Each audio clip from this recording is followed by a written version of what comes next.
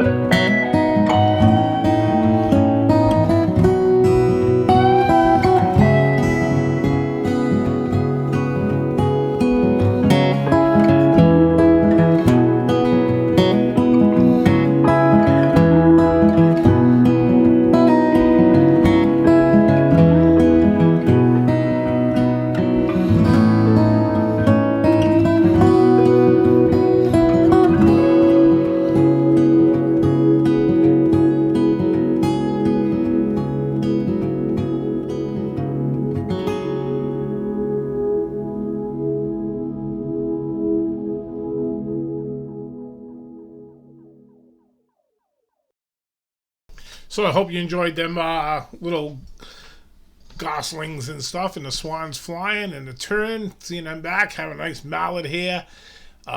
Beautiful great egret here. What a beautiful reflection in the river, huh? And this was the start of the day, actually, for me on Sunday, was this snowy egret who gave me lots and lots of entertainment. He was acting more like a gull trying to pick off stuff in the middle of the water. It was very, very cool to watch. Certainly little snowy egret, one of my favorites of all time, and was so glad to be able to look at that, huh? Isn't that awesome? In front you see the splash there, and his eyes are focused on it and stuff. And, just a beautiful, different, you're in a canoe, you're spinning, you're doing all this stuff. This is very tidal, very, very tidal, actually. It was a super high tide, so the canoe was always, always moving, and to be able to get enough in-frame shots and just share the experience a little bit. That's why I bring you in the canoe with me. I tell you, it's going to be the largest canoe in the world. Come for that ride.